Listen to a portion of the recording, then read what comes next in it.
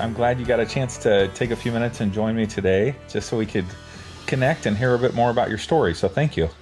All right. You're welcome. You're Yeah. welcome. Tell me how you guys got connected to Westwood. What's the story of how you came to be part of the church family? Um, well, we moved to Los Angeles in 1978 and went church shopping. And uh,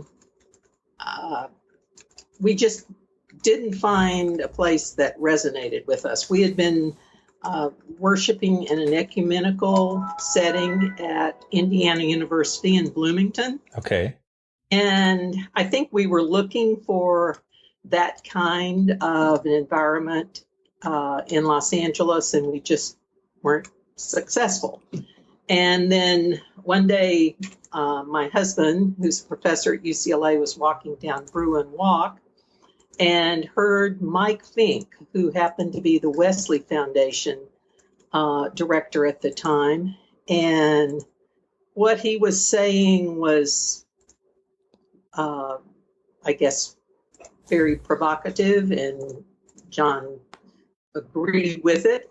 And so he went up and said, where's this guy from? And somebody said, Westwood United Methodist Church.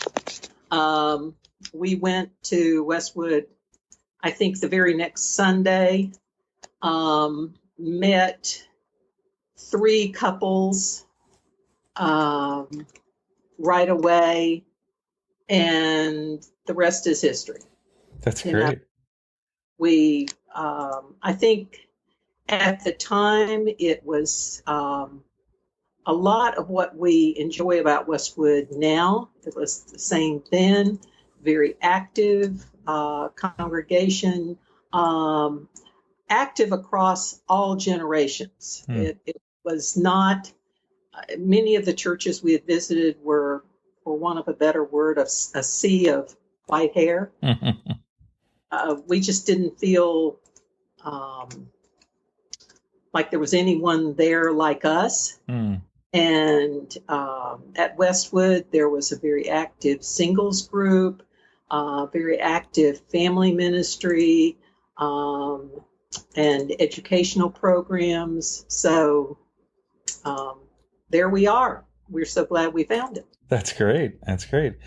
If you were to describe Westwood to someone these days who has never been to a gathering or doesn't know much about the church, how would you describe it? I would say, again, it's a very active church, multi-generational. I think we have, from the preschool right on up through our adult programs and the WOW group, something for all ages, and in particular the adult program, and I'm including the loft in this, is that you feel that it's current, and we're addressing the spiritual concerns that people have about the world that they're living in, the turmoil, the wars, and coming to grips with that in modern times. That's great. I'm sure you've been a part of many different ministries and groups over the years, but I know right now you're really focused on Path. Could you tell me about what Path is, how you got involved, and why that's meaningful to you? Well, the social discipline is very important to the United Methodist Church. And in the early 80s, I was chair of one of our committees that focused on social principles and getting involved in what was going on in the world. We would write letters to Amnesty International. We were involved in some of the homeless programs in West LA. I think it was about 1982. It wasn't too far too long after we came to Westwood, several of the West Side churches got together to try to be proactive and in dealing with the homeless situation. And they formed this nonprofit called PATH, People Assisting the Homeless. And in, I think it was like 1984, I remember as part of our committee meeting, we visited the first day center that PATH had down on Overland. It was a simple little house serving homeless people. And that has grown. They have just recently celebrated their 30th anniversary. Wow. And there are now facilities in several facilities in Los Angeles offering residential housing. And they have partnered with other organizations. There are now PATH ventures, they call them, in San Jose, in San Diego, in Santa Barbara. It has grown enormously, and they are a model across the country. Ellen Evans-Agee, who's our chair of our mission team, is on the board of PATH. So we're very involved. My involvement, I coordinate a breakfast every last Saturday of the month. I put out a call for volunteers, and we have dedicated youth and families and members who are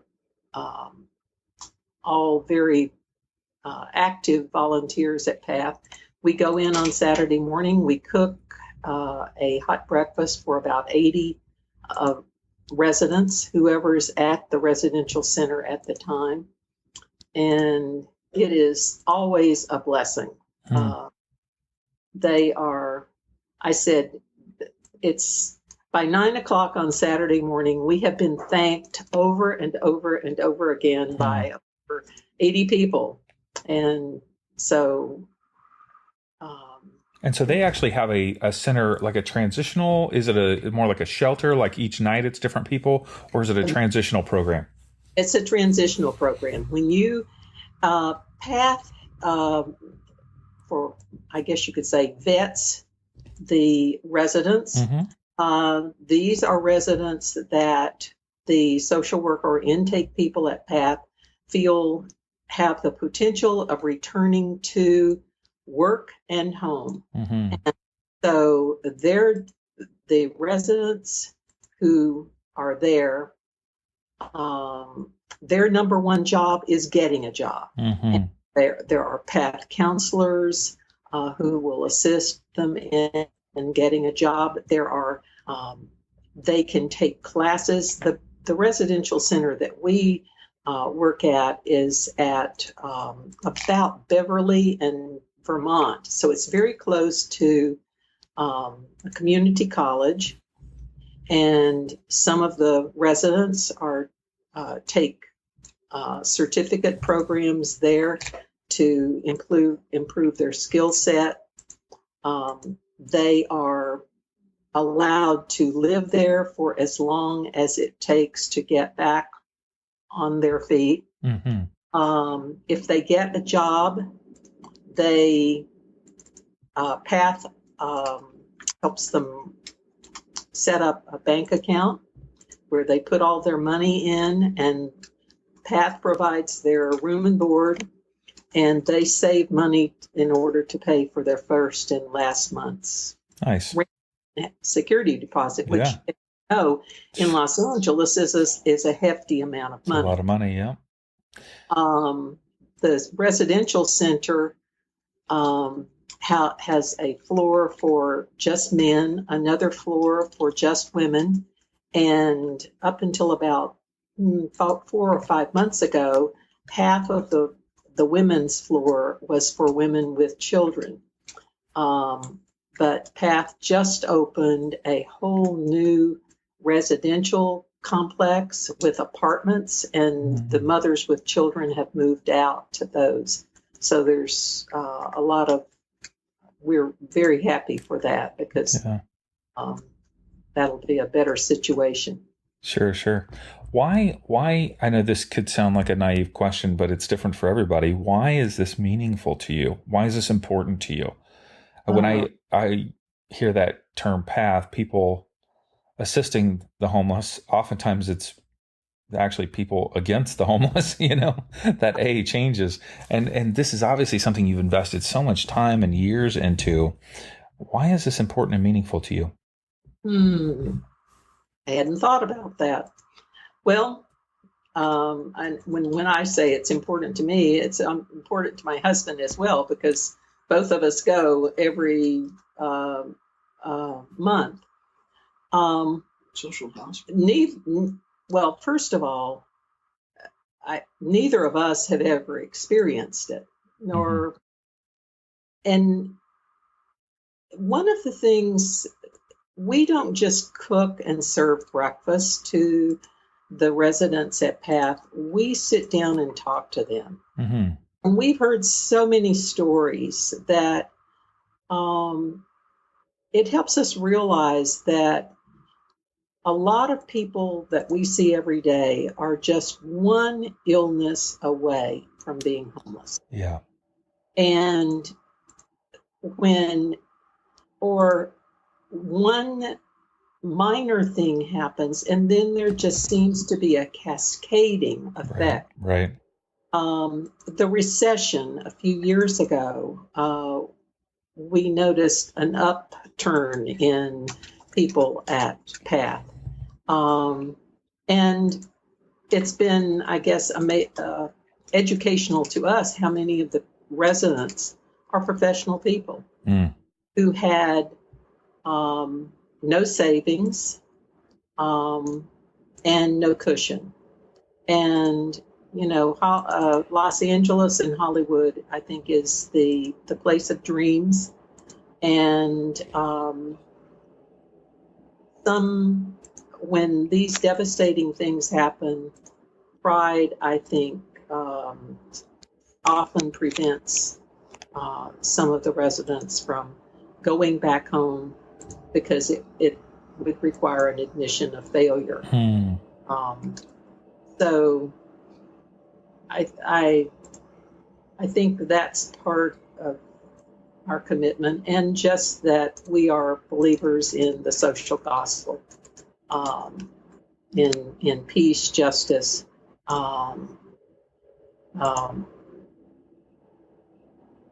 walk humbly, and do justice. Yeah, of course. Yeah, that's beautiful. This is part of our doing of justice. That's great. If somebody wanted to get involved with PATH, whether with the breakfast or just maybe in another context, how might they go about doing that? Well, on the church website, they would go to the mission team page, and the mission team tries to provide a number of opportunities for service in the community. We have sponsored Stop Hunger Now, which has been a very successful, multi-generational, very energetic Saturday in putting together food to send all over the world. There is PATH, which we have the regular schedule every last Saturday of the month. We're getting more involved with Habitat for Humanity and doing bills through them. So, and of course, the youth have a great service opportunity every summer with the Sierra Service Project. Right. I think on the website, people can peruse the activities. If they're interested, just send an email. There's a response there. And then Sabrina sends it to me, and I have an email distribution list I send out every month called Call for Cooks. And I send it out, and it's sort of a field of dreams. Build it, they will come. I mail out, and the volunteers, if they are available that month, they just get back in touch, and it's actually a pretty simple process. That's great. That's great. Well, thank you, Nancy, for just taking a few minutes to share a little about your heart and path.